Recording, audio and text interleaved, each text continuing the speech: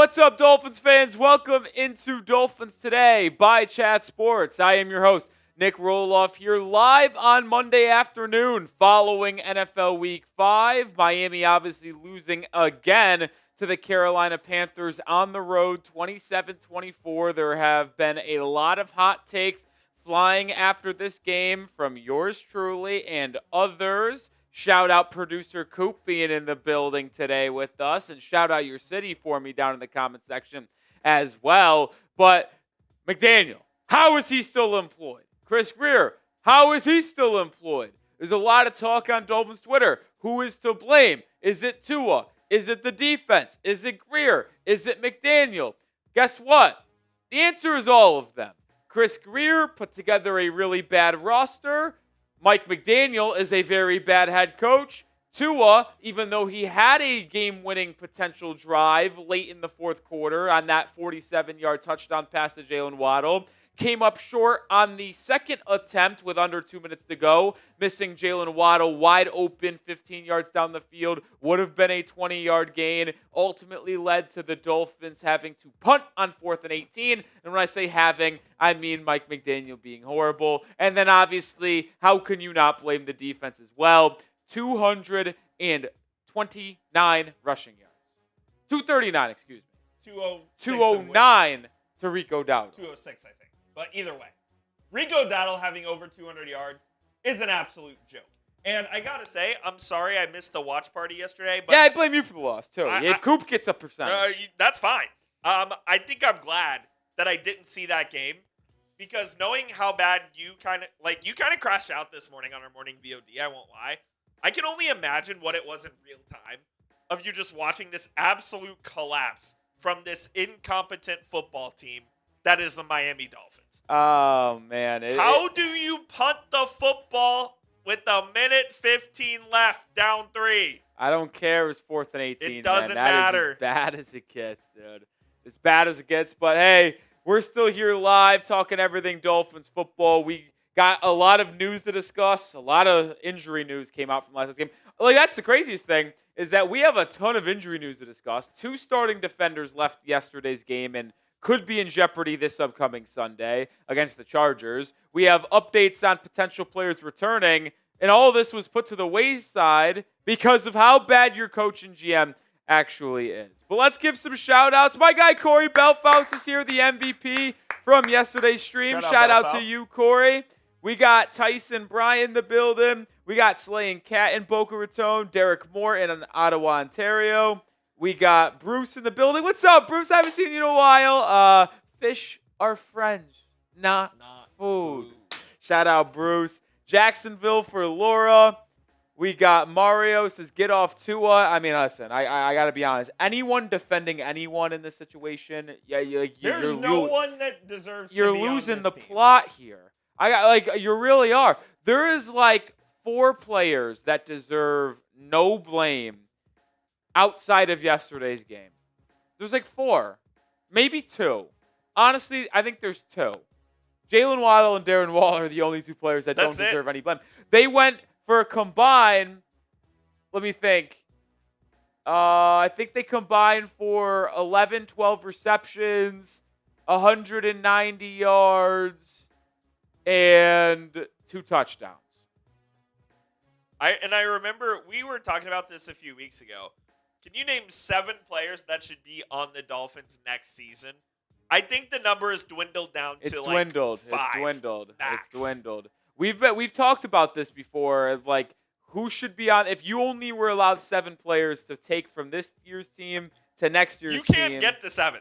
Who would it be? Waddle is 1, obviously. Achan's a 2. Patrick Paul's 3. Ollie Gordon? No. You could end the list there. I got to be honest. I would still keep Aaron Brewer. He was still solid yesterday. So the list is 4. But if you told me I didn't we could get 20 new defensive players for next season, I think I would be in. Oh yeah. I think Chop Robinson might still sneak on the list. A little too early to give up on him. Jalen. But Kenneth Grant, horrible, terrible. Jonah, your second round pick this year, worse than awful. Like, it's just bad, man. It's just bad, bad, bad, bad, bad, bad, bad. Who is the person that should get the most blame for why the Dolphins have been horrible over the last 2 years? Is it the head coach, Mike McDaniel? Is it Chris Grier, the GM? Or is it the owner, Stephen Ross? This is also our pinned poll. I was very fascinated to see the answers. And our poll has it 41% Mike or Stephen Ross, 33% Chris Grier, and 25% Mike McDaniel. So Coach McDaniel is last on the list of blame, and I actually agree. Absolutely. But here is my take on why I agree. One, these two should both not be employed. Correct. But it's not their fault that they still are. So the most blame should be on the owner for allowing these two to still have a job. No doubt. But if you take Ross away from it, I do blame Chris Grier way more than Mike McDaniel because Grier has put together one of the worst rosters I have seen defensively in a long time, and the inability to build a correct offensive line over the last 4 or 5 years plus has been unbelievably bad. So if you take away Ross, who deserves the most blame just because he still employs these two, it does go Chris Grier more blame over McDaniel, in my opinion. Yeah, Chris Grier is the quote-unquote architect of the roster, and it's kind of a trickle-down effect. Like, Stephen Ross is the reason why Chris Grier and Mike McDaniel are employed. Well, Chris Grier is the reason Mike McDaniel is still employed. So it's kind of a trickle-down effect. Well, I wouldn't go that far. Well, I would. Chris Grier could have fired McDaniel. I don't. No, You don't think so? The GM cannot fire the coach without the owner say. Yeah, that's fair. That's probably fair.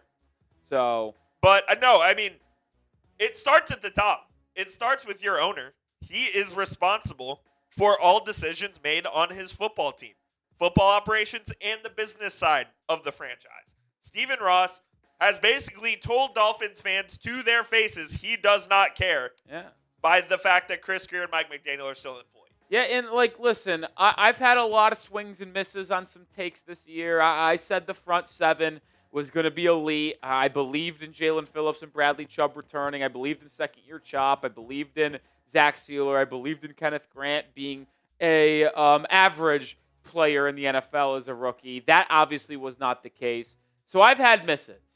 There is no better take that I've had on the entire show than when I said last January, following the conclusion of the season, Stephen Ross should fire Chris Grier and Mike McDaniel without a second of hesitation. I actually said the Dolphins should fire Mike McDaniel in December before the year concluded, and it was the game against the Texans in Week 15, the one that really did me in. But, it was so obvious these two shouldn't have been able to return. Ross allowed them to return, and then now look at where it's got us. It's just been absolutely atrocious. $5 super chat from Christian. Appreciate you, my friend. If anyone wants to get their thoughts on screen, we're not going to be doing a mailbag today. So if you want to get on the show, ask me a question, or get your thoughts in front of all the other Dolphins fans here and have a therapy and event session together, super chatting is the way to do that. Appreciate the 5. Ross needs to sell the team. Listen, and here's the part to where I'm a little bit up in the air on that. I understand people are frustrated with Ross because he continues to employ McDaniel and Grier. But the truth is this, Ross is actually one of the owners that spends the most in the NFL. Yes. He religiously spends on the roster. He religiously spends on the outside of football type of stuff, like the locker room renovations, I'm spacing on the word, the amenities. That's what I was looking for in terms of the chefs, the locker room, the recovery systems that they have in place. He spends a lot of money to make sure the players enjoy the locker room. But what he doesn't do is take action when it is required with the people at the top of the organization. He's overly loyal. I hate to use our division rival as an example, but the Patriots, they are if not the best, the second best organization in the history of the NFL. You can debate who's the better organization between the Patriots and the Steelers, the two teams with the most Super Bowls. But listen, they went on an unbelievable dynasty for 20 years. They had the best head coach in NFL history in Bill Belichick. He was washed. Kraft said, I had enough. I know you spent 20 years here delivering us 6 Super Bowls. You aren't getting the job done anymore. You got to go. Mutually part ways. Not a popular decision. It wasn't. You hired Jerod Mayo as the replacement. 1 year. Disaster. Kraft sends him to the pathway. Says, goodbye, Jerod. Adios. We can't do this again. Brings in Mike Vrabel, and they just went into Buffalo last night and got a win with their second-year quarterback making, his 17th start in his career? So it's so frustrating to me because the Patriots had the greatest dynasty of all time. They go into oblivion for 4 years and suck, and now they're probably already further ahead. Actually, not probably. They are further ahead in their pursuit of a potential Super Bowl and being a contender than the Dolphins, who have been trying to rebuild for 25 years. You know how embarrassing that is? A team goes from dynasty to shit, and now they're already ahead of you in terms of being up there to contend for a Super Bowl again. They absolutely are ahead of them. And it's just like, I have no issue with Ross in terms of his spending and his ability to make sure his players are happy, but you need to have a quick trigger when it comes to how poorly these two people at the top of the organization are. They need to go. And every day that he does not fire them is a slap in the face of Dolphins fans across the world. And I firmly believe that. He has to go. Should have been this offseason, and now you see what happens. This team is an absolute disaster. It's so bad. And I assume most of you are going to type Y for you at this, but should the Dolphins fire Mike McDaniel today? It should have been yesterday. Yes, absolutely. Now, I'm reading between the tea leaves. This Sunday, I know I've speculated before about Week 3 in Buffalo. This could be the last straw this weekend. We're going to make a show about it in a couple days, so stay tuned for that. But in Mike McDaniel's press conference today, let me find the bookmark. Give me 1 second. I want to find the bookmark tweet. But, so I have the exact verbiage. 1 second. Mike McDaniel had a meeting with Stephen Ross after the game yesterday. Now, this isn't uncommon. Most owners speak with the GM and the head coach after every NFL game, but the synopsis of that meeting, McDaniel said, Stephen Ross was really frustrated, as I was. We talked about the challenge ahead to get ready for the Chargers. Now, maybe I'm reaching and maybe I'm just hoping here, but if Stephen Ross vented to McDaniel about his frustration with the team in that loss, that could also mean he may have told him, if you do not correct the ship and get a win this week at home against Justin Herbert and the Chargers, you're done. Speculation, but would it surprise you based off what Mike McDaniel said there? He admitted Stephen Ross was really frustrated, and they talked about the week ahead against the Chargers. Would it surprise you if that is Mike McDaniel kind of coming out of that, believing his job is on the line this Sunday? I think the only thing that would surprise me is just because the Dolphins have been so reluctant to make in-season coaching changes in their history, that this would be sort of unprecedented, but the circumstances call for special things to happen. But my also thing is, if you're Stephen Ross, you got to have someone that is keeping tabs on social media, absolutely, message boards, the fan base and their overall thoughts. Because listen, Dolphins football and the NFL is all about winning and winning a Super Bowl, but don't get it twisted, man. It's all about keeping the fans happy so you can maximize revenue and your profit, because it is a business. But the truth is, I think most fans are done. Most fans are done buying merchandise, done showing up to games. Ticket prices are going to plummet. And I think Stephen Ross knows, hey, we're losing the fan base right now with this head coach and GM combination. We got to save our face here, and they got to go. And it's obviously not going to happen this week, because if it was, they wouldn't let him speak to the media today. And if they did fire him before this week and let him speak on Monday, that's even bigger of a joke. But I think this Sunday could be the last straw. Maybe that's me just hoping. But, hey, we'll ultimately see. Caslin with a super chat. Landlines Finn for next head coach and John McKay as GM. I don't know who those people are. Me neither, to be honest. Not familiar with their works. But they're probably better than Mike McDaniel and Chris Grier. That would be my guess. Yeah, I don't know. I looked up Landline Finn just on Google, and it's just showing up construction financing. Interesting. I don't know. Maybe I'm missing it. I don't know.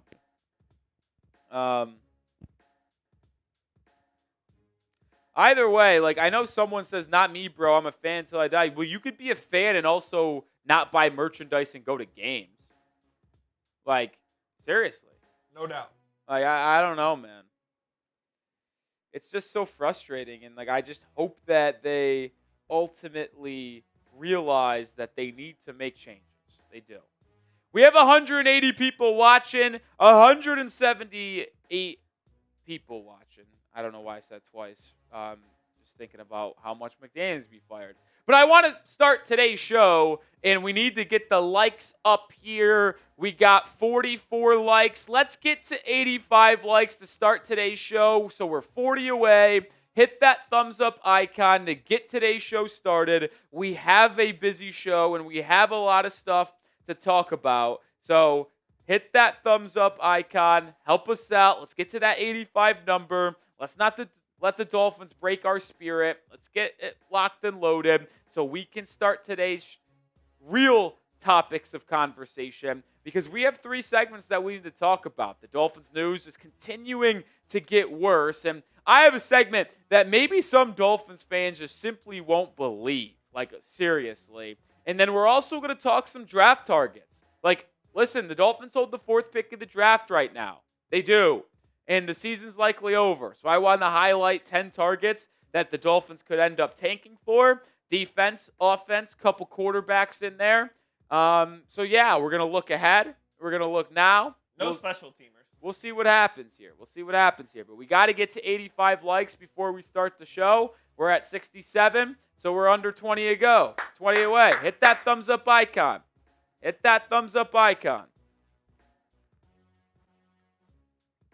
Brother, that's a great question. BR, like, listen, if I'm going to be honest, not really, man. There's not. Not really, but you know how the quarterback market goes. Probably going to have 1 or 2 picks inside the top 5 because quarterbacks are just put at such a larger premium at the draft. So are they deserved of a top 5 pick? Probably not. But will there be 1 or 2? Absolutely.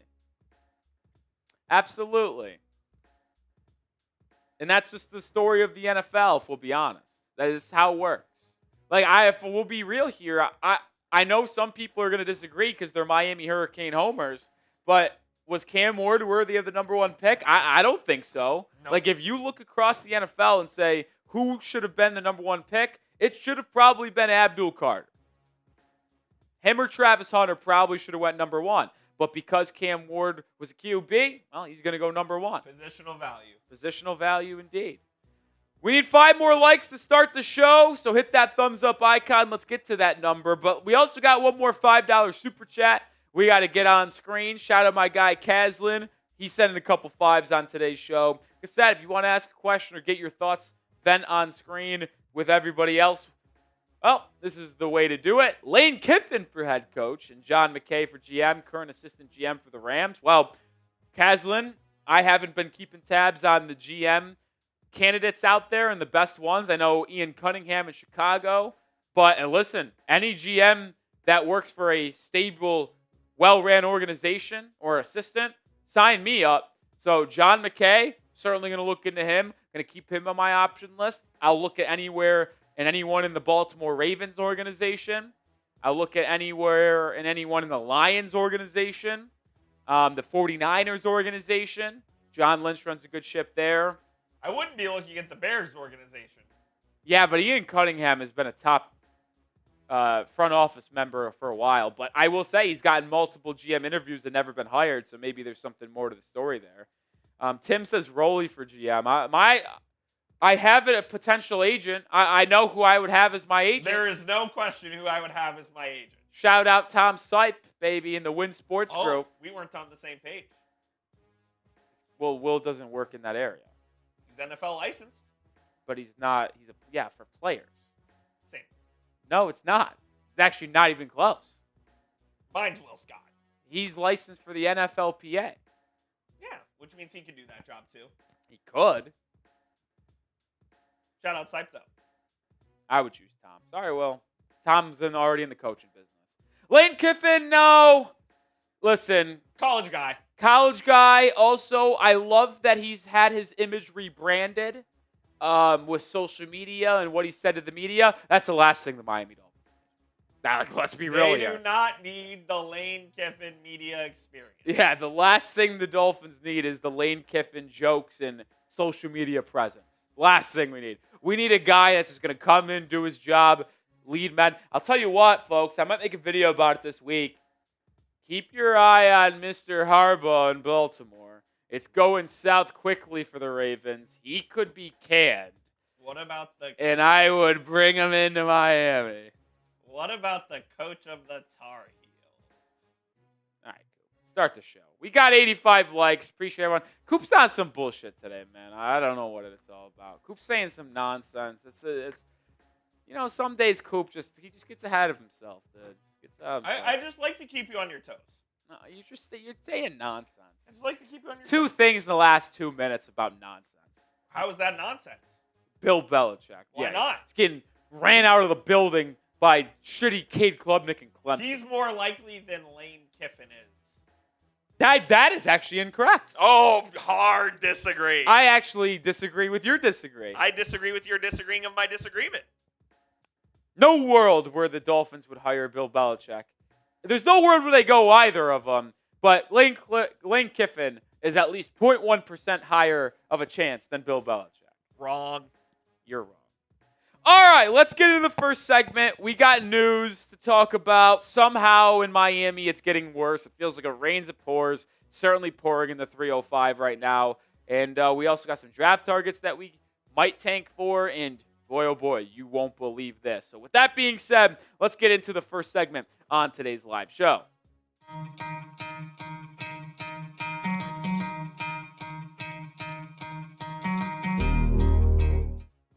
Every day I ask myself, can it get worse for the Miami Dolphins? And it feels like almost every single day, the answer is yes. The news coming out of NFL Week 5 following this blown loss and 27-24 embarrassment to the Carolina Panthers, the news is somehow worse. There's some injury news. There is an update on a couple players trying to return from IR. That is not positive. It's just absolutely brutal. Who has it worse than us? Nobody. But make sure you follow me on Twitter, though, because I am continuing to have updates on the Dolphins over there. At Nic_Rohloff is my handle. And when the news breaks that Mike McDaniel is inevitably fired, not when, not if, but when, I will have it there first. So go give me a follow right now. The news that headlines this show, though, revolves on the offensive line. When Mike McDaniel spoke to media earlier today, he was asked if James Daniels and Austin Jackson, who are eligible to return this week against the Chargers, will be activated off of IR. Well, they were lumped in with Liam Eichenberg and Andrew Meyer as several weeks for that collective group. Not even just a simple no. Several weeks, which means James Daniels not only is probably not returning this week against the Chargers, but probably won't be returning in Week 7 against the Cleveland Browns. Same thing can be said about Austin Jackson, which, by the way, not only do the Chargers have one of the best defensive fronts in football, but the Cleveland Browns defensive line has been absolutely dominant.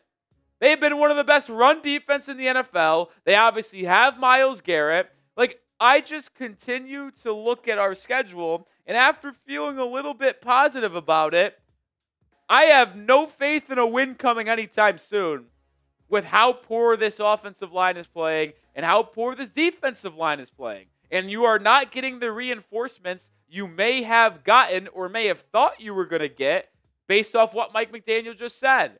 Like, you look at what the Dolphins did on Sunday against Carolina running the football, it was non-existent. They had 19 rushing yards. That should come as no surprise in the fact that it was last amongst teams in NFL Week 5 entering Monday Night Football. And I'll say entering Monday Night Week Football, there's no world where the Chiefs or Jaguars have worse rushing numbers than the Dolphins. So last, third worst, that's going to play here. 1.4 yards per carry. How is that possible? Seriously, how is that possible? 1.4 yards per carry. I should have looked this up before I filmed this and went live. What is the worst yards per carry in an NFL game in history? I feel like 1.4 got to be pretty damn close. Somehow, though, they didn't have the worst EPA per rush. They were third worst in that regard. But they did have the biggest stuff rate. 42.9% of their runs were stuffed at or behind the line of scrimmage.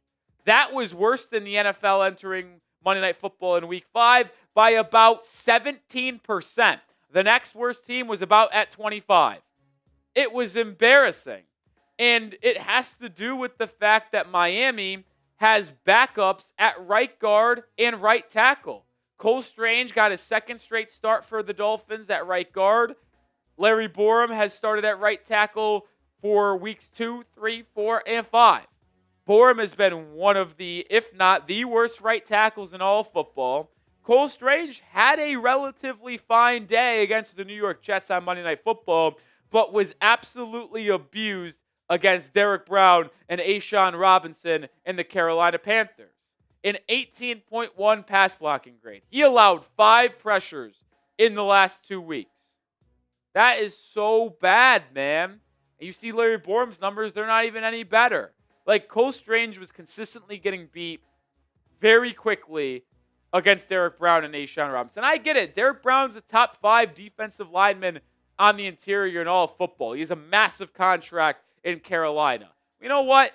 And this is a quick sidebar. It'd be nice to have our big paid defensive lineman be as impactful as Derek Brown has been. He got his contract. He's earning it in Carolina. Zach Sealer got his, and he has been a no-show for most of this season so far. But the offensive line has been brutal. Like, Jonah Savaiinaea, we'll get to him in just a second, has been the worst offensive guard, and I'll say the worst offensive lineman in all of football this year. Like, you drafted Jonah in round 2. You signed James Daniels in free agency to upgrade this front 5. Jackson, Daniels, Brewer, Savaiinaea, and Paul. You hope that these 5 would be really, really solid for you. Well, 2 of them haven't played basically all season, and the second-round pick has been the worst player in football. I was hoping to get James Daniels back for this week because he's been out for 4 weeks with a pec injury. There was buzz about maybe he could return closer to that 4-week mark. Evidently, that's not the case. But let's talk about Jonah Savaiinaea now, because he is somehow, and I never thought these words would come out of my mouth, he is making me miss Liam Eichenberg.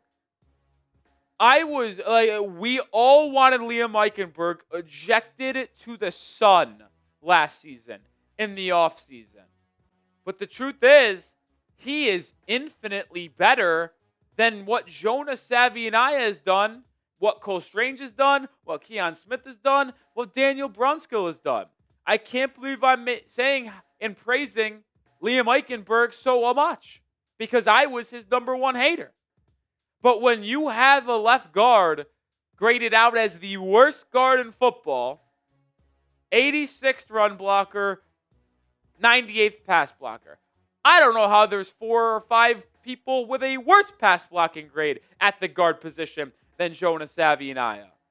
This guy was advertised to be a plug-and-play offensive lineman due to his versatility at Arizona, playing 700 snaps at right tackle, 1,000 at right guard, and 400 at left tackle throughout his collegiate career. His ability to block in zone run blocking schemes was advertised at Arizona. Yet he has been nothing short of a joke this season. It is bad. And you have to ask the question, should the Dolphins bench him? Like, I get it. He's only played 5 games in his career. You traded up to get him in the second round of this year's draft. But you are getting the worst offensive line play in the NFL out of him right now. Should the Dolphins bench him? You make the call. Y for yes or N for no. Like, you do have to seriously think about this. Because at what point are you doing a disservice to him in his career? There is a chance, maybe, he rebounds from this. But I think it is more likely than not you ultimately get the best return on Jonah if you bench him, let him clear his head, let him sit, let him rest, let him learn, watch tape, work on his technique, his mechanics, his footwork, his hand placement, all of the above. That might be the best way forward for Jonah Savaiinaea. But the problem is as well, is there anyone better to replace Jonah? Because we are having to shuffle between Keon Smith, Daniel Brunskill, and Cole Strange at right guard. So one of those 3 would have to play left guard. And then so 2 of those guys would be playing when James Daniels is still out of the lineup. And that's just as bad, if not worse. So you have to wonder long term if the Dolphins should bench Jonah to try to get him right. But you also are going to be putting out someone that is equally as bad or just as worse. All right, moving forward to some other injury news. Tyrel Dodson is in concussion protocol. He left the game halfway through on Sunday against the Panthers. And Cornell Armstrong will miss time with a hamstring injury. That is now multiple corners with a hamstring injury right now. Jason Marshall Jr., the rookie out of Florida, obviously on IR right now with a hamstring injury. Armstrong was looking like the starting nickel corner for Miami in Week 5. He played in 23 snaps before he ultimately suffered that hamstring injury and did not return. So the question is, who is going to replace him at that starting nickel spot with Jason Marshall Jr. still on IR? We'll have that answer potentially coming up in just a second. But this episode is brought to you by Prize Picks. You and I make decisions every single day. The right decisions on Prize Picks can get you paid. So simple to play. You just pick more or less on 2 or more player stat projections. If you get your pick right, you could cash in. Prize Picks is the only app that offers stacks, meaning you can pick the same player up to 3 times in the same lineup. Want to pick more on Devon Achane receptions, rushing yards, touchdowns? Well, you can do that all in the same lineup, only on Prize Picks. Prize Picks also offers injury reboots. If one of your players leaves the game in the first half and doesn't return, Prize Picks won't count it as a loss. I'm already looking forward to Week 6. I'll go less than Justin Fields passing yards. He's horrific. I'll go less than Dylan Gabriel passing yards. Actually didn't look that bad, but playing a Steelers defense coming off a bye, Mike Tomlin's been money against rookie quarterbacks. I'll also go more than Deebo Samuel. He's been like elite this year for the Commanders. Who saw that coming?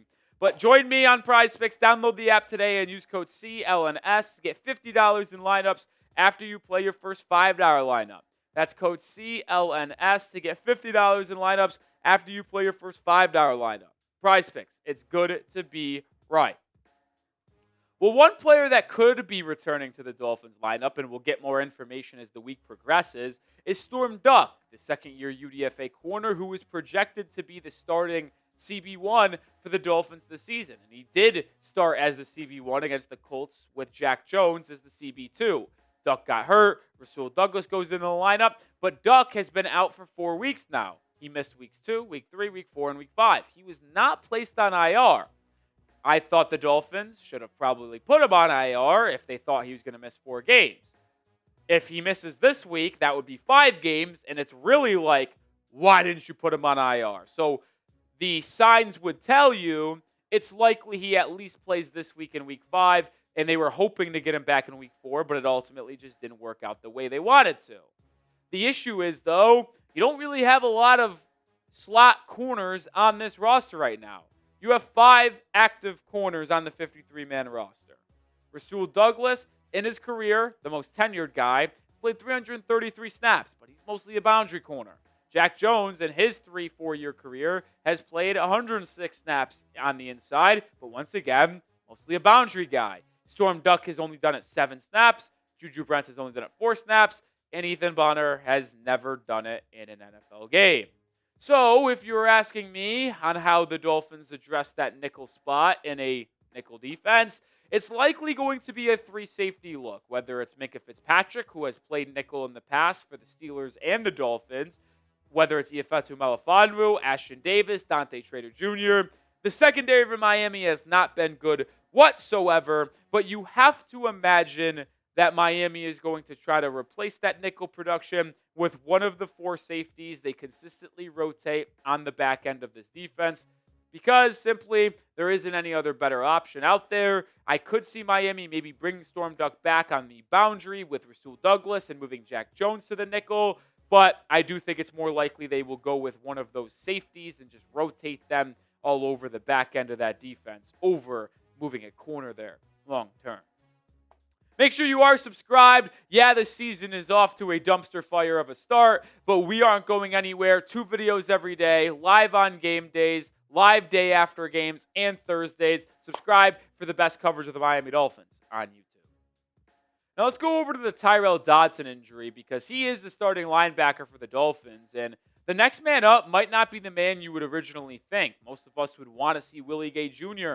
as the replacement for Tyrel Dodson because of how well he performed in the preseason and in training camp. Well, I actually believe it will be KJ Britt as the starting linebacker next to Jordan Brooks for this Week 6 game against the Chargers if Tyrel Dodson doesn't clear concussion protocol. And that was the case on Sunday against the Panthers. Brooks led the way at the linebacker spot, playing 69 snaps, one short of max. They were on the field for 70 snaps. Tyrel Dodson played 49, but in the snaps that they needed to replace Dodson with, it was KJ Britt getting 22 snaps. Now, Willie Gay Jr., ironically enough, actually started this game. He was the linebacker on the first play of the game, defensively. He played 3 snaps. Why start him if he's only going to play 3 snaps, man? I think it's going to be a mistake, though, because I know they're going to play KJ Britt. They have said that Britt is the perfect replacement for Dodson next to Brooks, and they say Willie Gay Jr. is the perfect replacement for Jordan Brooks if he were to go down. But simply put, play your best linebacker. Like, am I saying Willie Gay Jr. is the best linebacker on the roster? No, it's still Jordan Brooks. But do I think Willie Gay is better than Britt? Yes, I do. He's more athletic. He's more rangy. Is Britt more of a downhill thumper, stopper in the run game? And maybe the Dolphins could use that? Sure. But Willie Gay is also that perfect hybrid that can rush the passer, can cover, and can stop some plays in the run game. So I think it's a mistake if they go with KJ Britt over Willie Gay Jr., but that is just me. Who is the Dodson replacement for you? Now, maybe he clears concussion protocol and he's starting this week, but let's just be pessimistic and say he's out. Who do you think should replace him in the starting lineup? Willie Gay, type WG. If you think it's KJ, type KJ Britt. Not to be super negative, but let's be honest. Does it matter? No. I'm broken, man. Like, this team is beyond cooked. This defense is beyond cooked. We're 1-4. Somehow, we're not last in the division because the Jets are somehow even worse than you. Fire everyone. Whoop! Clean sweep. Grier, McDaniel, Weaver. Now, are you actually going to fire everyone? No, because you need coaches to fill out the staff for the rest of the season. The point remains. The season is going nowhere.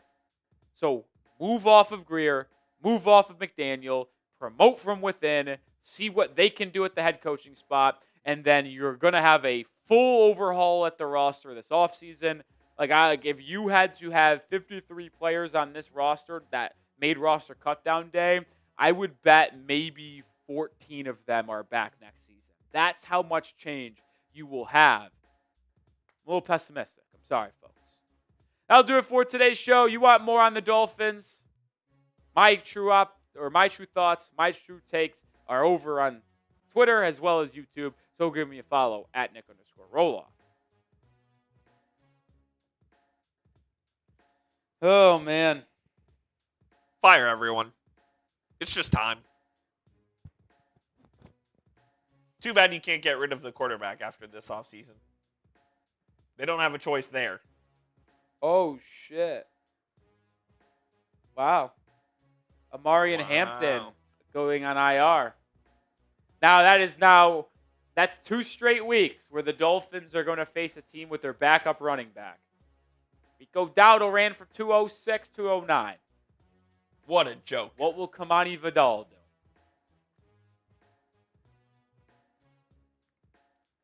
Does this defense just not have any pride or care? No pride, no teeth, no camaraderie, nothing.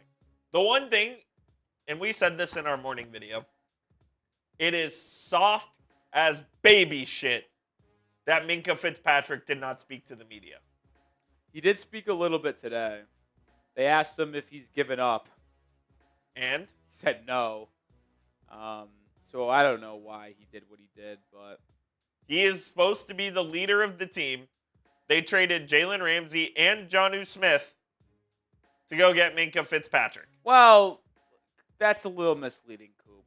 They didn't trade the two of them to go get Minkah Fitzpatrick. They were trading Jalen Ramsey and Jonnu Smith regardless, and they just got Minkah Fitzpatrick. They happened to get Minkah in return. So just be careful the way you say that. Give proper context for sure. But they have not gotten what they had hoped out of the Minkah Fitzpatrick experience so far in his second go-around with the Dolphins. I think that's fair to say. It's just a brutal, man. Team's just not good. The team is just not good. And I'm not going to lie. Didn't see it coming. This is an all-time, what did I just see moment? My guy, Nikola Topic. Did you see that? Yeah. Oh, yeah. His sack. What happened? He must have gotten hurt in the game yesterday. They played yesterday in Charleston against the Hornets. They're playing tonight in Dallas. Yeah, but back-to-back, they're not going to play any of the starters.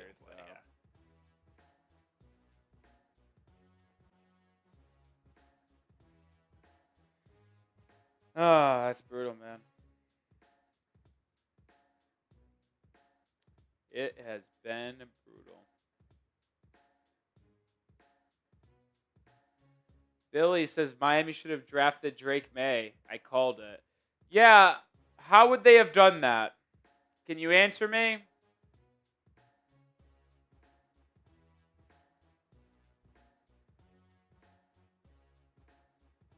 How would they have done that?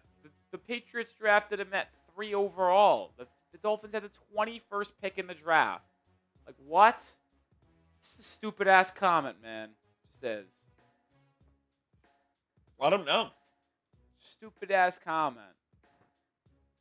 And what, are you going to trade?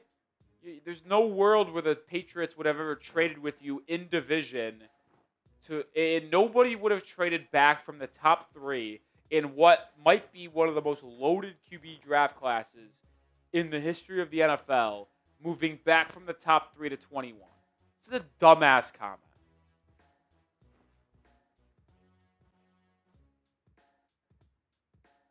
It's a good question from Antoine.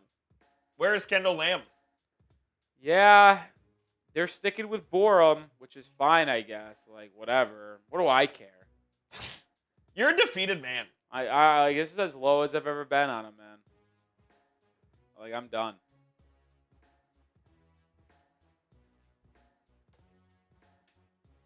I'm seeing Patriots fans fucking go nuts on Twitter today because of all they want. Is it really that easy? Think about the Patriots. Their drafts have not been that good. But all you got to do is hit on the You first just round gotta picks. hit on the quarterback. Well, you just got to hit on the QB and hit on the first round picks. Christian Gonzalez. The last 3 first-round picks for the Patriots, Christian Gonzalez, Drake May, Will Campbell. Christian Gonzalez is the second-best corner in football, only trailing Pat Surtain. Drake May just showed that he is a potential top 10 QB right now, and if you redrafted every quarterback in the NFL, he's probably going top 5 because he's in his second season. So it's like, and then Will Campbell looks like a franchise left tackle. Like, it just... Man, like, it pays to hit on your first-round picks. The last 3 first-round picks for the Dolphins. Who has it been? Kenneth Grant. Ball. Terrible. And that's why it's like, people always say you got to give rookie times. I understand that. He wasn't a top 5 pick. He wasn't supposed to be a unbelievable franchise-changing type of guy right away. It's still been horrific. And this team doesn't have time. Like, they got to win. Kenneth Grant's not helping them get there. That's for damn sure. Chop Robinson has been non-existent in year 2. Now, part of that is because he has not played any snaps, which is what we're going to talk about here on this next segment. But, man, like, it's just frustrating to see the Patriots do it and we can't.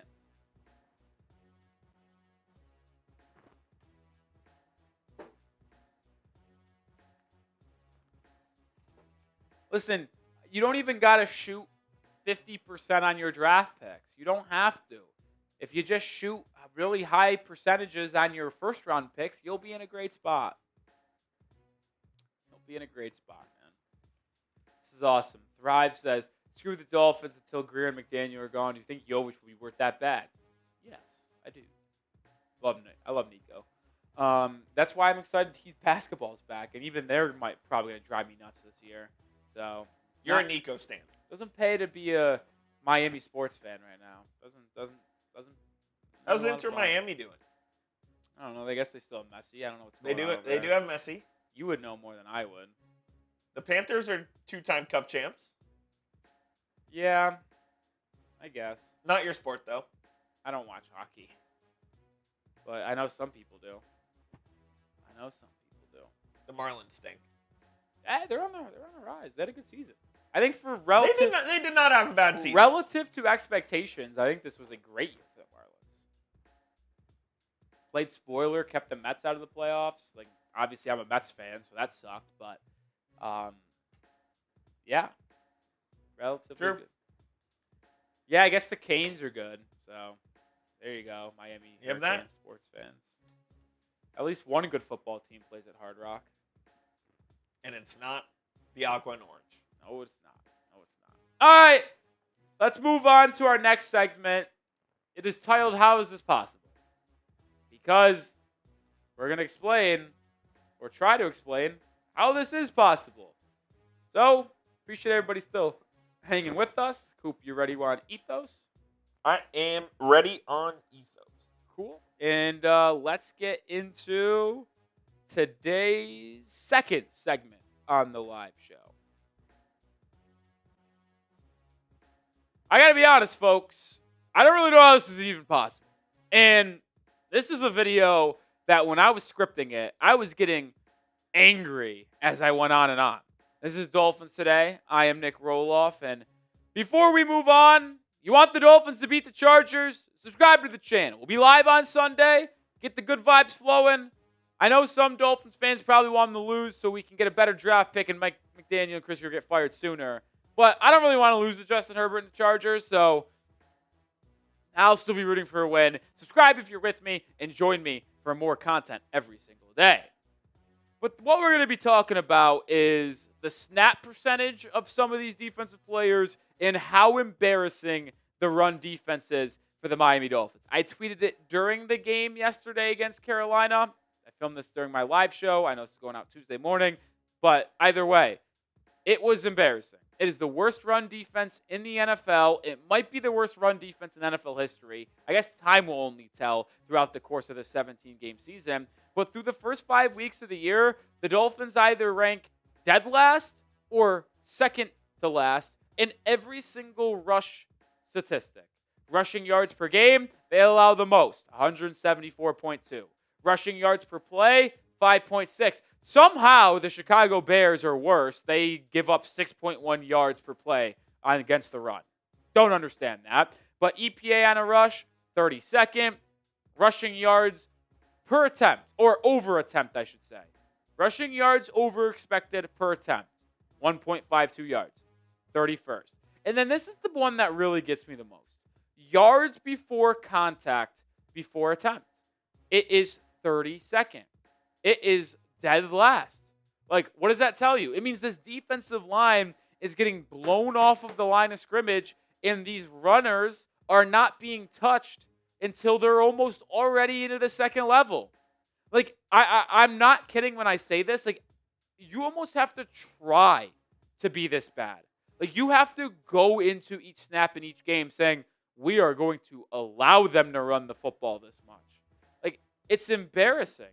Like, I hate to use that word over and over again, but unless you guys have a different word they'd like me to use, I'm going to keep on using it.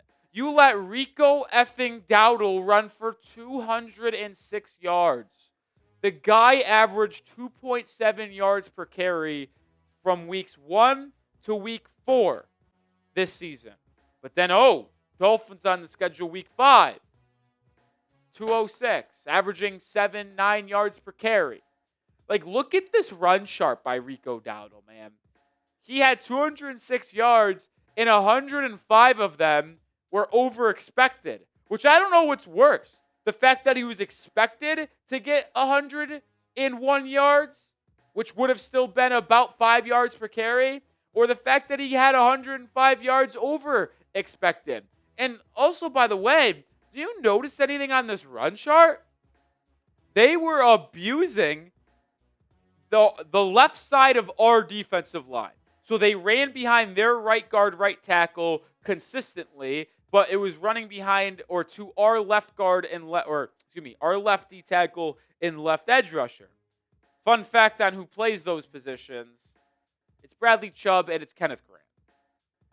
Usually they line up on the left side of the defense if you're looking at it from behind our defense, lining up on the right guard, right tackle if you're looking at it behind the Panthers offense. But when you watch the film, you watch the tape, there's one thing that never lies, folks. It's the film.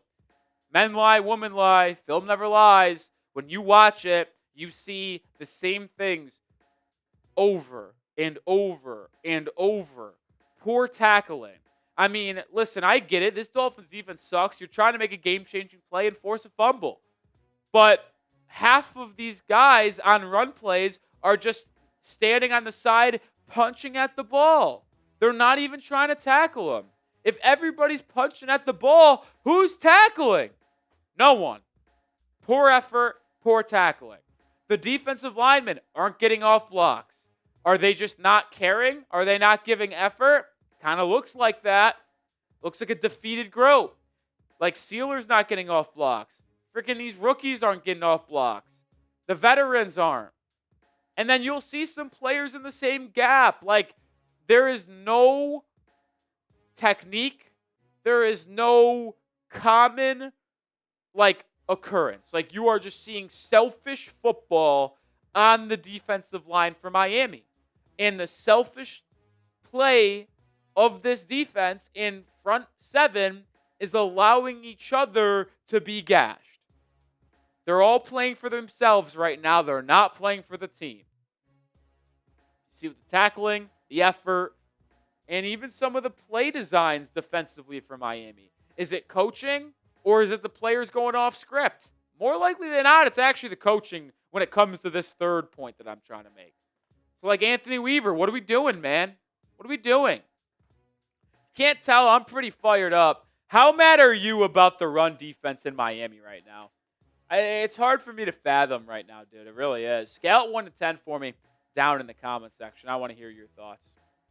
But I also want to share this quote Mike McDaniel had following the game against the Panthers about the run defense. And we shared a little excerpt of it on Monday morning, but I want to show the full thing here. He said schematically and from a technique perspective, we have to get guys playing on the same page. Goes to the exact point I just made. You don't give up that many line of scrimmage yards unless you're uncoordinated in certain ways that I need to make sure that guys don't fray and try to handle it themselves. Exactly what I just said. We collectively need to build a wall. If play calls need to change for that to occur, then play calls need to change. It just can't continue to go on like this, and it's already gone on too long.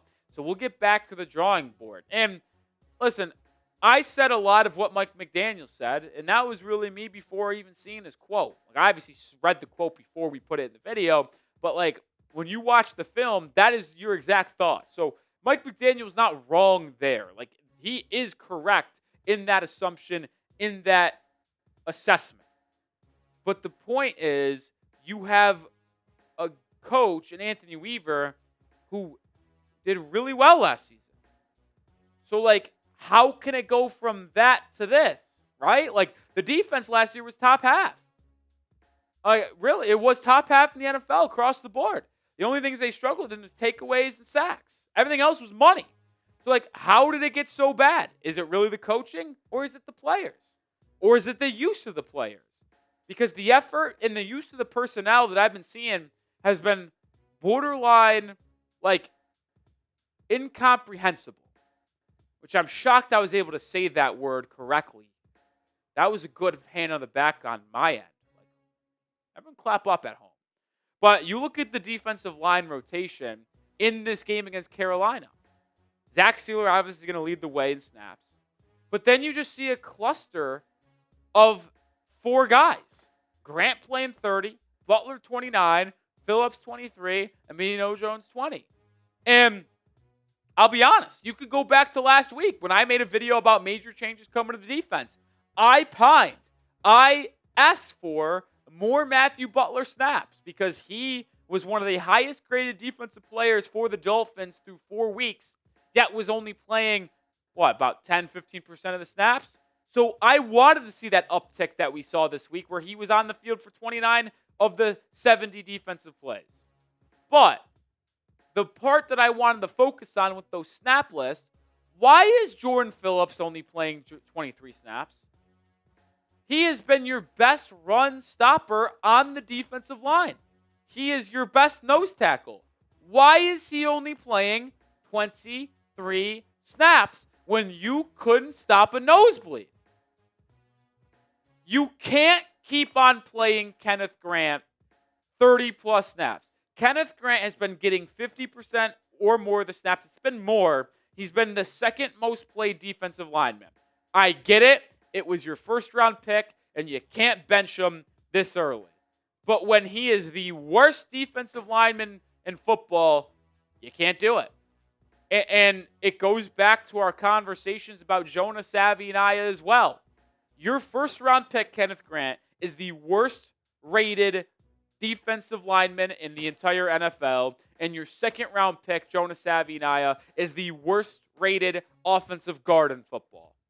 You absolutely swung and missed in the draft to this point. And it's, by the way, a draft that Chris Grier needed to nail. Like, the only way he saved his job is if he nailed the draft, nailed the cheap free agent signings. The Dolphins made the playoffs. And guess what he did? He whiffed on the draft picks to this point. He whiffed on the free agent signings. James Daniels in particular. Nick Westbrook-Keeney has done nothing, even though I thought he was going to provide a lot of nice things. He hasn't done anything. And he is firmly on his way out of the Dolphins organization, which you have to hope is sooner rather than later.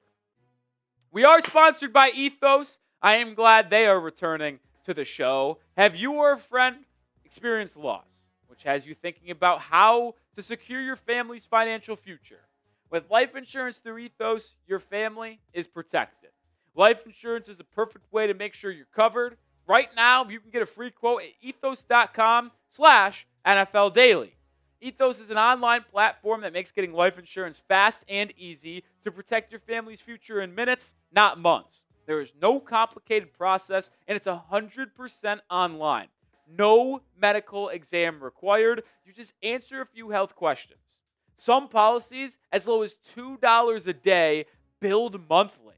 As of March of 2025, Business Insider named Ethos the #1 no medical exam instant life insurance provider. So protect your family with life insurance from Ethos. Get your free quote at ethos.com/NFL Daily. That is ethos.com/NFL Daily. Application times may vary. Rates may vary. Links in the description and comments of today's video. Like I mentioned it a second ago, we need to see more of Jordan Phillips. Like if you want to mix in Matthew Butler more, which I advocated for, sure, let's do it. But we can't keep on playing Kenneth Grant and Matthew Butler more than Jordan Phillips. That should not be allowed. And it's been interesting to watch Phillips' snap count throughout the season. Week 1, he played in 33 out of 73 snaps. Decent rotation, especially with Benito Jones being hurt. Benito Jones misses 2 weeks of football, Week 2 and Week 3. He plays in 40 out of 60 and 30 out of 60. So plays in 67% of the snaps and 50% of the snaps. And Phillips provides you with a couple nice things. But then for whatever reason, over the last 2 weeks, he has not played at all.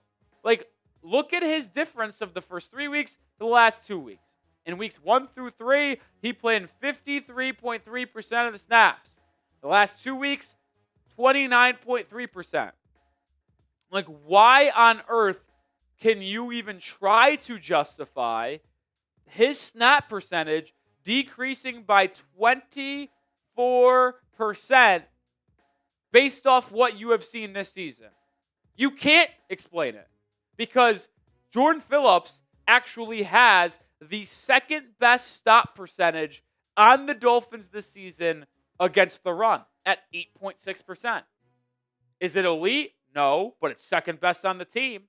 And are the grades for him elite to where you're like, holy crap, we have an elite nose tackle and defensive lineman on our hand? No. But I'll go back to this once again. He is better than what you have had. He has been better than Grant, better than Butler, better than Benito Jones, better than Sealer. How about you play your best run stopper? And that's why I'm saying, how is this possible? The Dolphins have the worst run defense in the NFL and maybe in NFL history, and yet you failed to play your best run stopper on the interior defensive line. Like, are you dumb or are you stupid? Which one is it? I don't get it. I'll wait for the answer. But also, they are playing Chop Robinson,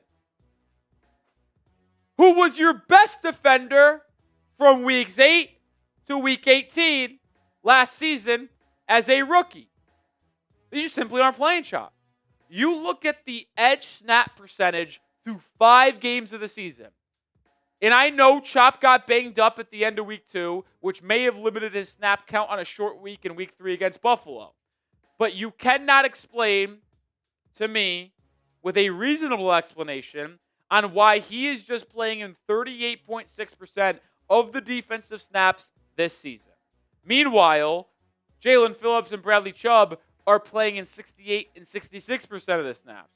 And the one that irks me the most is Bradley Chubb. Jalen Phillips has been your best edge rusher. He has the highest pressure rate, and he knows how to set the edge in the run game. But why on earth is there a 28% snap percent discrepancy between Bradley Chubb and Chop Robinson? I have no other way to put it than the word shadow ban. What did Chop Robinson do to Anthony Weaver and this coaching staff? Did he fuck all their wives? Like, seriously, is that what happened? Because him playing in 38% of the snaps is an absolute joke. That's an absolute joke. How is that possible? Like, you can make the argument last season. All right, Chop couldn't stop the run. Couldn't do it. Didn't know how to set the edge as a rookie. Didn't want to play him unless it was an obvious passing down situation. Fine, cool, whatever. But he's going to learn by playing. And with this team having the worst run defense in football, well, there's no way it could get worse if you play Chop Robinson. Like, Bradley Chubb has not been good. Yeah, he has 3 sacks, but he has a low pressure rate. He's one of the lowest graded players on the Dolphins defense, because when you watch the film, it's not good. Don't let the 3-sack number tell you he's been good, because he has not been good. And he was gifted a fumble recovery this week by Bryce Young. Like, if we're going to be honest right now, the Dolphins are sellers at the deadline. Tyreek Hill was probably your best possible trade asset. Fortunately, that knee injury means he was obviously not going to be traded. But I am trading both Jalen Phillips and Bradley Chubb at the NFL trade deadline, if you can find a taker. Which, I gotta be honest, I don't know if there would be a taker for Bradley Chubb. But you should. You should. Because you should you're going to cut him after this year. You should, at least. And with Jalen Phillips, he's not under contract next year. Are you re-signing him? How can you justify re-signing him after this season, right? Like, so to me, why not trade him and recoup some draft picks, right? That feels like it is. Like, the numbers that we showed on today's show are hard to comprehend. You could start with the first part, which is just the run defense statistics. That's hard to comprehend. But then you see the snap percentage for the interior defensive line. Why on earth is Jordan Phillips not playing? Why is Chop Robinson not playing? Like, I don't get it. How is this possible? The only explanation is that the Dolphins coaching staff is filled with a bunch of morons who don't know what the heck they're doing. That's the best way I could explain it. Or try to, at least. All right, I'll do it for this episode. Still not over it, man. Just pissed off, dude.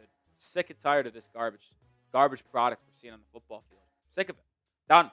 And if you want more honest takes and coverage of the Dolphins season, 365, 24/7, this is the channel for you. Join the family today. Shadow banned. Shadow banned. Did I go too far by saying fucking their wives? I like it. I'm with you. He must have nudes of somebody. We'll see, man.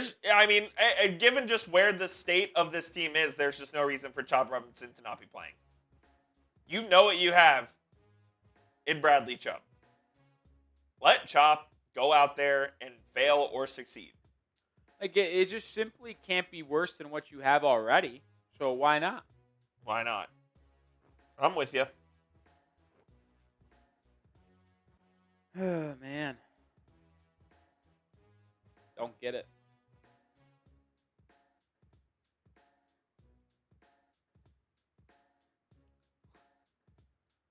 Lime Tree says that was solid American satire. I comment for that. Appreciate it, man. Arnold says you might be right. We'll see.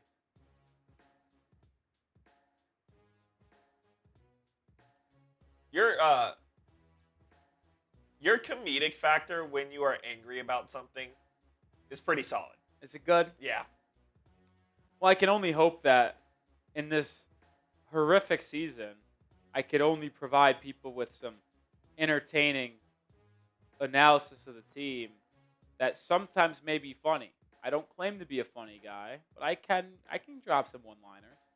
You do hate incompetence more than anything on earth, and this Dolphins team is the definition of incompetent. Yeah.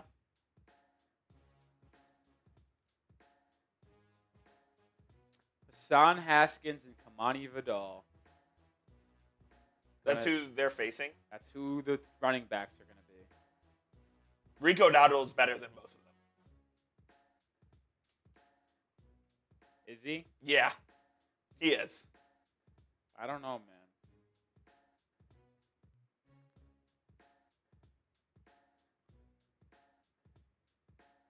It's just in a bad spot, man. This team is just in a bad spot. I feel like it's not something that can be fixed overnight either. Like, McDaniel can say that we need to put them in the best positions to win. We need to call different plays. We need to do this. We need to do that. I feel like it's just not something that can be fixed in the middle of the year. Maybe I'm wrong. Mike says he's not holding Weaver more accountable. Listen, I don't think he's been dealt a fair hand because his defensive roster is horrible. But I think I held him pretty accountable a second ago in that video. I just went on a full-on annoyance and 15-minute rant in demolition of this defense because of how bad it is and how the usage of players have been. No doubt. And that is on Anthony Weaver and his position coaches. They decide who plays.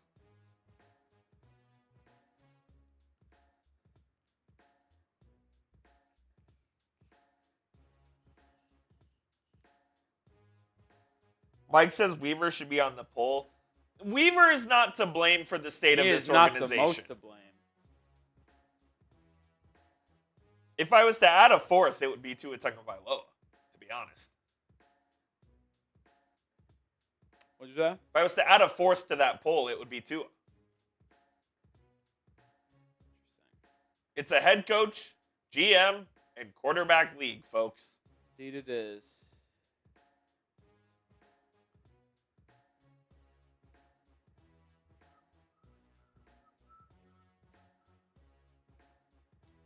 You know what? I just hope that we, in our next GM, when we get to the draft, early in the draft, takes the best player available and not for need. You're assuming they're going to have a new general manager. Yes, we will. I'm not going to kid you. If Chris Grier is still the GM, going into, if he's not fired in the first 3 days after the season, I might go to the bosses and wave the right. We'll see ya. Wave the right flag. I might do it.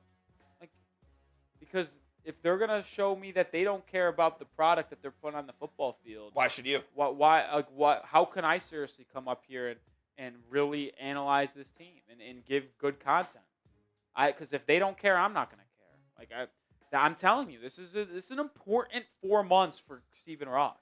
He's either going to lose 30%, if not more, of the fan base for the rest of their lives, or he's going to do the smart, simple, easy, correct decision of firing McDaniel and Chris Grier.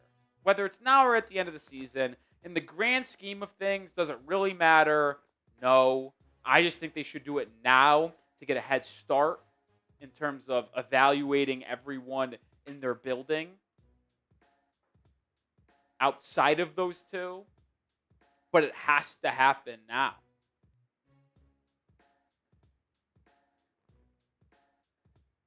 Or at least in the next 4 months.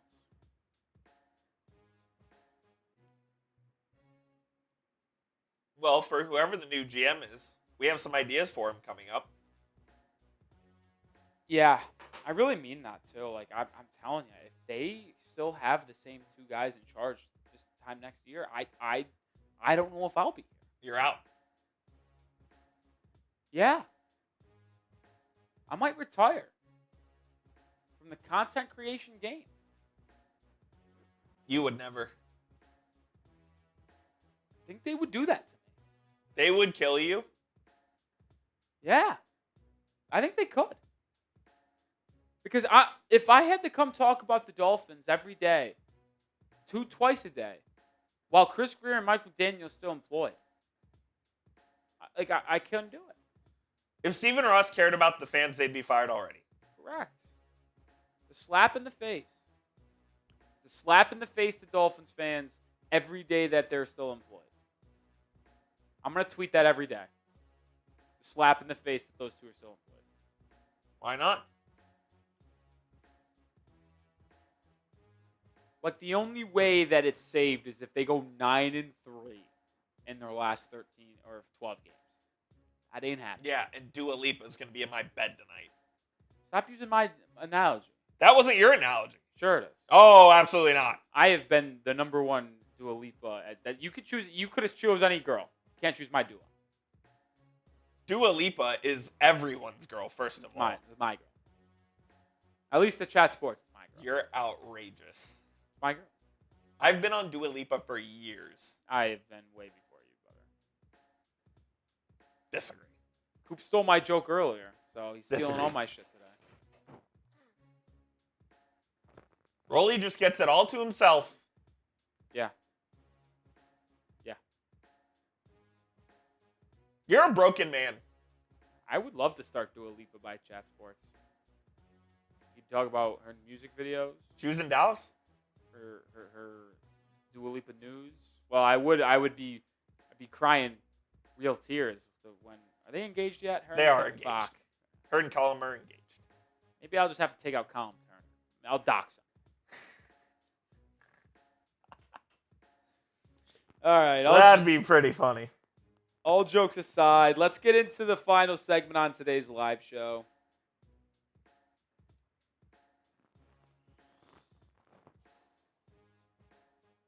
For legal purposes, Rolly is not going to dox Colin Turner.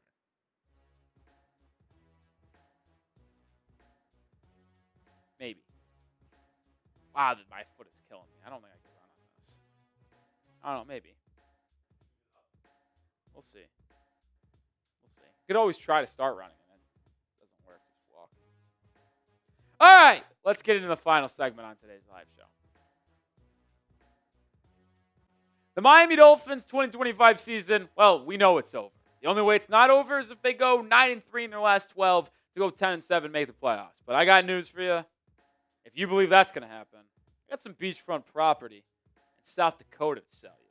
Either way, as we go into week 6, the Dolphins hold the 4th overall pick. And although the QB class is a little bit down, it is interesting. There are elite prospects at different positions and some positions of need for Miami. Now, I'll say almost every single position is a need for the Miami Dolphins.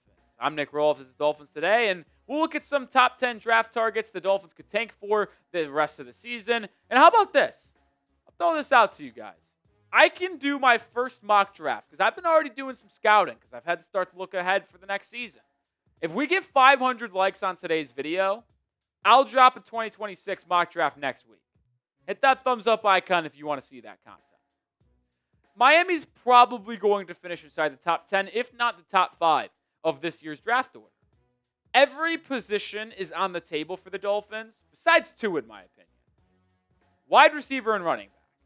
Although, yes, a wide receiver 2 is probably necessary to Jalen Waddle going forward, it is just when you go down every position, it's right there with RB as the last one. Like, Achane and Ollie Gordon is a great duo. That's probably the last position you would need to draft inside the top 10. Plus, with where this roster is at, there's no world where you should ever draft a running back in the top 10. And yes, Jordan Tyson from Arizona State is a dog, and I really like him as a prospect. There's just no need for Miami to take him when you have Jalen Waddle and some other players at the position. So everything to me is on the table outside of running back and wide receiver. So let's look at some of these draft targets. And the number one guy I want to talk about is the safety from Ohio State, which is Caleb Downs, younger brother of Josh Downs, the wide receiver for the Indianapolis Colts. But I think without a question, he is the best player in college football. And I know safeties in the NFL have a less position of value when you compare it to offensive line, defensive line, quarterbacks, wide receivers, corners. Like, I get it. But if you're the Miami Dolphins, with how this season is looking and where the state of the roster is, you need to just be drafting like the best players available to elevate your baseline. Caleb Downs would elevate your baseline because he is that good.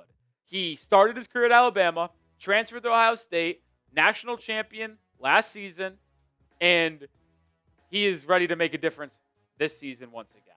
And he has been awesome once again. He is a safety who can play both in the run and the pass, but he does specialize in the pass. 88.5 coverage grade this year. He can play in the slot. Hell, he can play on the boundary as a corner at times. Like, he is a Swiss Army knife. And I know it's hard to justify taking a safety in the top 3 or 5 of the draft because of positional value. But if you're the Dolphins, it has to be in consideration with how talented of a ball player this guy is. Someone that will be heavily in consideration is someone you have playing in your home stadium right now, Ruben Bain Jr., the Miami, the U that is, defensive lineman. Most of you know this because you watch them every weekend and are Canes fans, but this guy has been nothing short of sensational. He has been arguably the best defensive player in the entire college football landscape. I'll argue it's probably still Caleb Downs. Ruben Bain Jr. is right there as that number 2 guy, though. And when you're talking about just best complete prospects in the draft, I would put these guys 1 and 2 right now.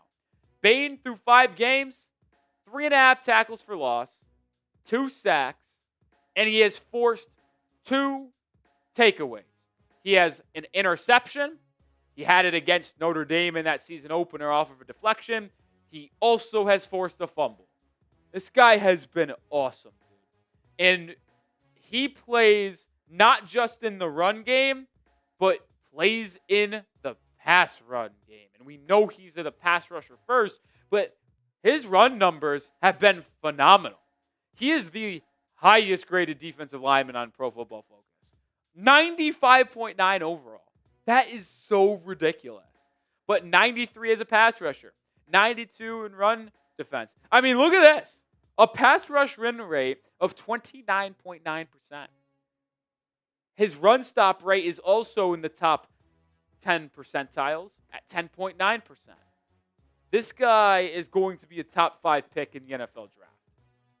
He is going to be, in all likelihood, the best defensive lineman, edge rusher, D tackle in this NFL draft. Miami has a defensive line issue, and they do not have a future at edge other than Chop Robinson. Judon 1 year. Jalen Phillips, free agent after this year. Chubb should be traded. Not very good.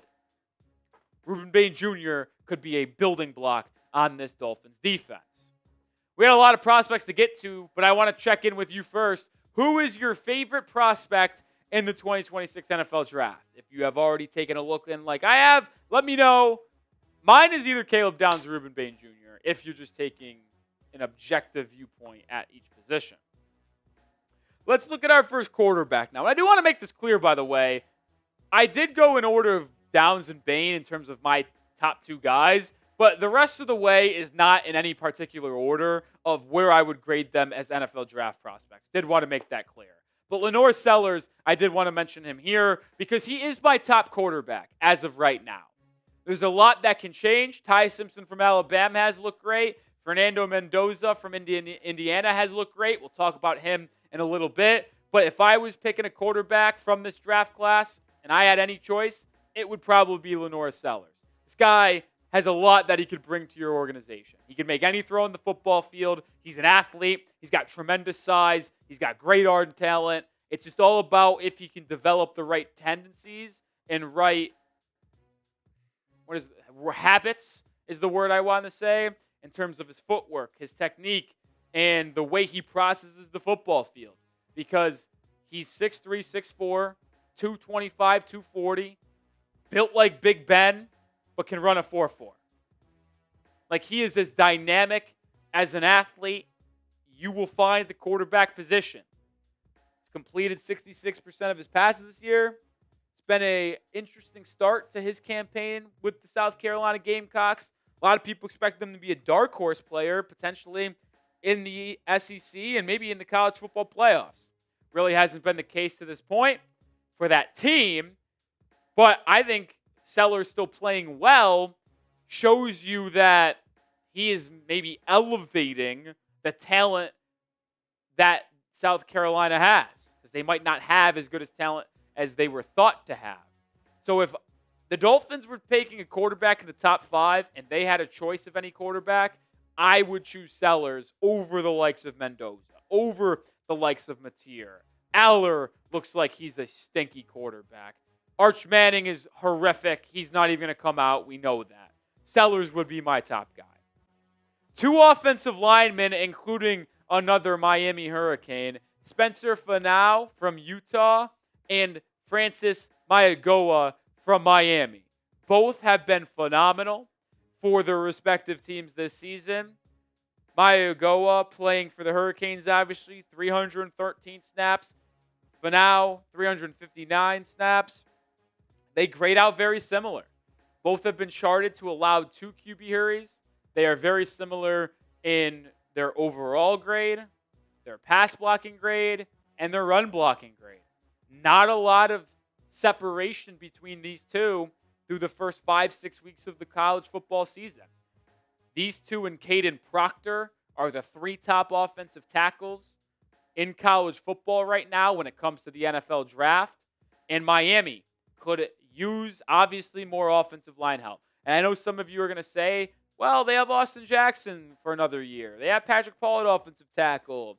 They need guard help. They don't need another tackle. Austin Jackson can't stay healthy. Can't. And guess what?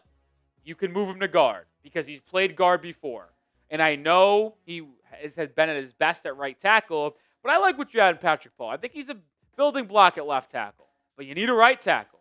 So grabbing Spencer, grab his Francis, potentially in the top 5, top 7. I would put my hand up and say that's a good move for the Dolphins if they ultimately went that way to kind of hopefully cement the 2 outside pieces of that offensive line. More prospects to get to here, but this episode is brought to you by Prize Picks. You and I make decisions every single day. Well, the right decisions on Prize Picks can get you paid. Prize Picks has a bunch of new features that makes it even more enjoyable, which I didn't think was absolutely possible. You can follow other Prize Picks players directly on the app and copy their lineups in one click, whether it's a friend, celebrity partner, or just someone whose picks you like. Hit the follow button, check out every lineup they create in the new feed tab on Prize Picks. And how you play is up to you. If you want flexibility, choose the flex play where you can get paid even if one of your picks misses. And if you want the biggest payouts, go for the power play. No matter how you play, Prize Picks is a great way to put your takes to the test. Here are my picks for this weekend's action. Less than on Justin Fields and Dylan Gabriel passing yards, and more than on Deebo Samuel. I think he's going to reach the end zone again. He has been money for the Commanders.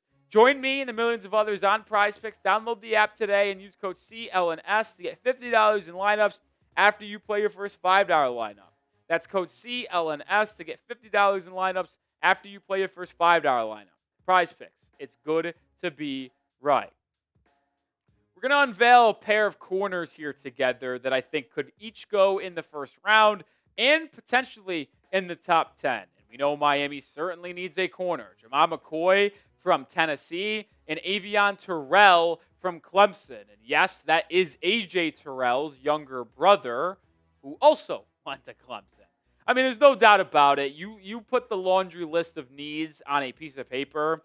A long-term CB1 is at the top of the list. You can talk about a QB1, you can talk about offensive line, defensive line, but CB1 is in the top 3 or top 4 without a question. So drafting one, if you end up picking like 7, 8, or 9 this year, which is possible, I could see Miami just saying, hey, we'll take the best DB or offensive lineman available and leave it at that. And maybe it's one of McCoy or Terrell. And McCoy's a fascinating young player because he was the number 1 projected returning corner this season in college football. Was training in January, doing sprints, tore his ACL. But the impressive thing is that he is actually returning to the football field this month. He might actually play this week against Arkansas, but our football insider at Tennessee, Joey Peterson, says that's maybe a little unlikely. Nonetheless, it's impressive that he's going to return to the football field the same calendar year, but also just return in general.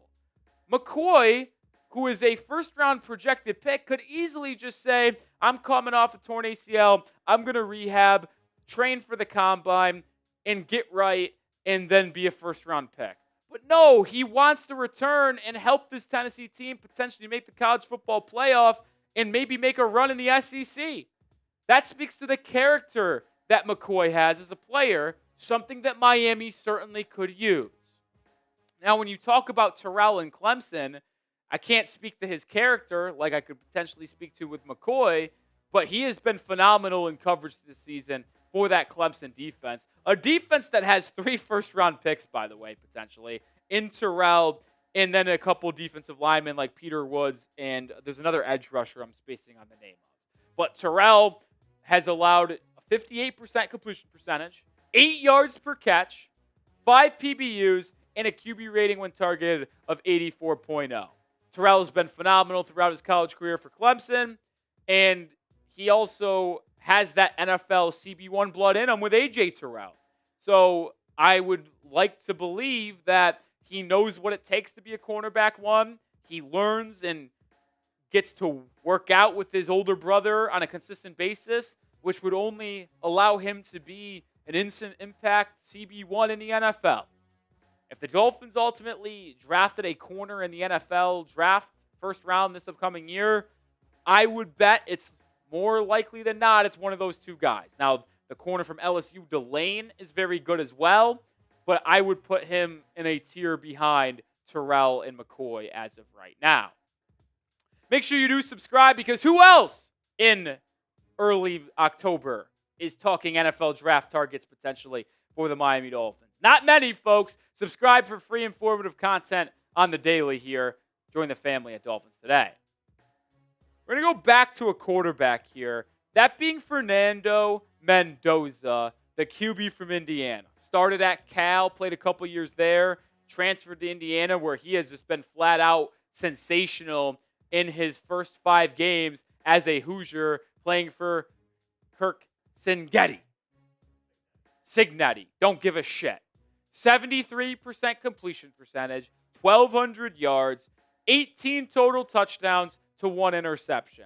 He's got tremendous size. He's 6'5". He's mobile. He's got a quick release. He's got a strong arm. Now, that Indiana offense is a lot of RPOs, which does concern you if he could run an NFL pro offense and drop back, read a defense, process correctly, and make the right decisions. But when you just look at pure physical talent and traits, it's hard not to like what you see with Fernando Mendoza.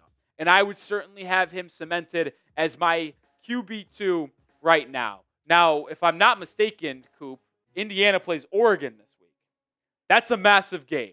We already saw Drew Aller play Oregon. He sucked. Aller's not even a first-round pick right now for me, after coming into the year potentially as the QB1 in this draft class.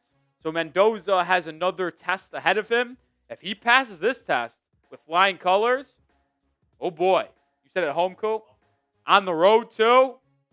Oh, my. He goes out and Indiana wins that game and Mendoza balls out. Not only is he going to be the Heisman favorite and runaway, potentially, he might be catapulting himself into the number 1 pick conversation. Big weekend ahead for Fernando Mendoza.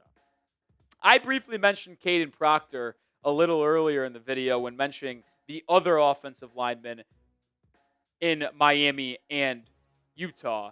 Proctor is up there as well. This was a 5-star recruit, entered the transfer portal this year, was about to transfer away, but decided, you know what, I'm actually going to stick with Kalen DeBoer in Alabama. He's a massive human being, 6'7", 366. He's an elite athlete as well, and he's had a solid season. I wouldn't say it's been as good as what we've seen from Francis and Spencer in Utah and Miami, but Proctor's been good.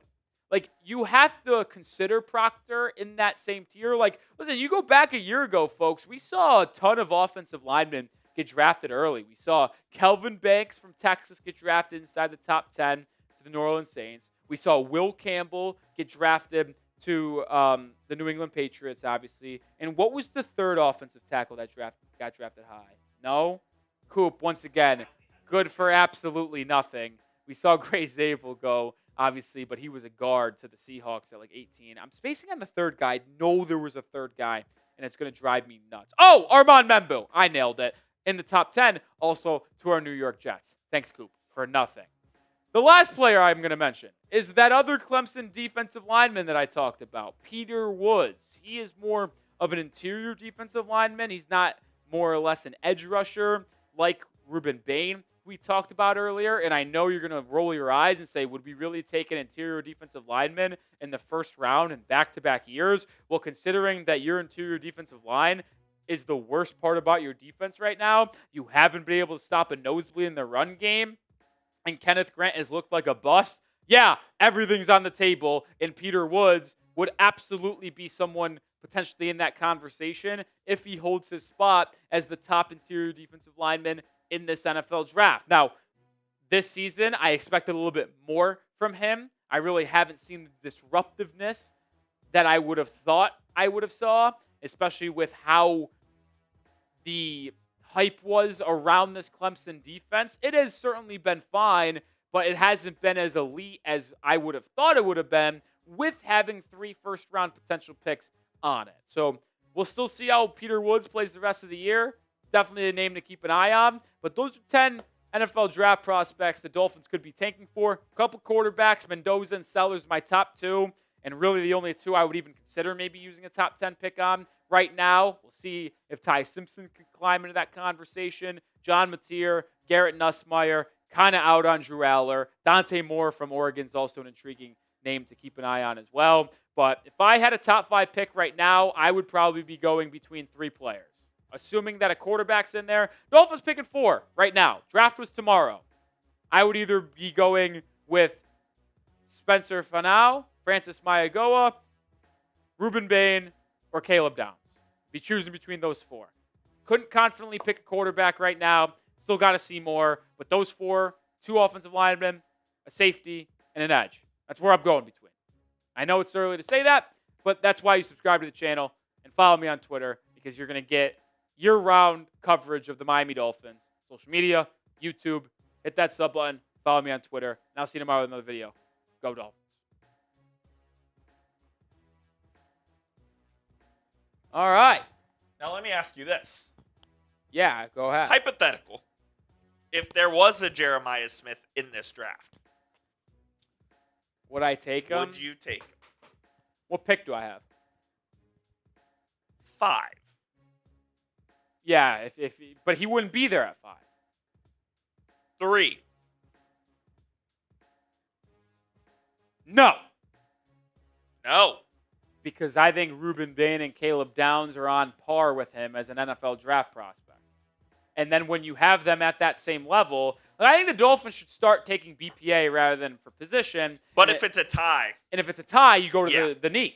Yep. And I think those 3 would be in the same tier of prospects, same type of grade coming out. And I would go with, I would probably, you know what, I kind of talked myself into Ruben Bain over Caleb Downs as of right now. Ruben Bain's a really good edge rusher, man. Could change, but like the way he sets the edge in the run game, the way he has his motor working, and with how bad this defensive front has been, it's hard to argue. Maybe that's the biggest position of need. And I know we're kind of biased, and it might be subconscious, but he is a Miami guy. No, that's not subconscious for me, because I'm not a Miami Hurricanes football fan. That's so fair. That doesn't matter to me. Now, does it matter to you in terms of the Dolphins drafting him? No, because they don't care either. Okay. They don't care either. So, yeah. All right, if no super chats come in, we're going to sign off on today's show. We appreciate everybody who tuned in throughout this Overreaction Monday on Dolphins Today. Team's a disaster. Team's a disaster. How is Mike McDaniel and Chris Grier still employed? I don't know. But we appreciate everybody who tuned in today. We've only been able to tweet out our yeah, winning we're not. graphic I once. actually don't even know if I want to do it anymore. Even if they win? Yeah.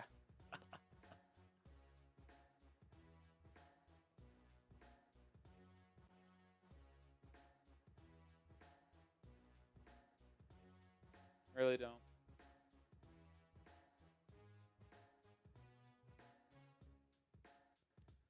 You're a defeated man, Rolly. A little defeated.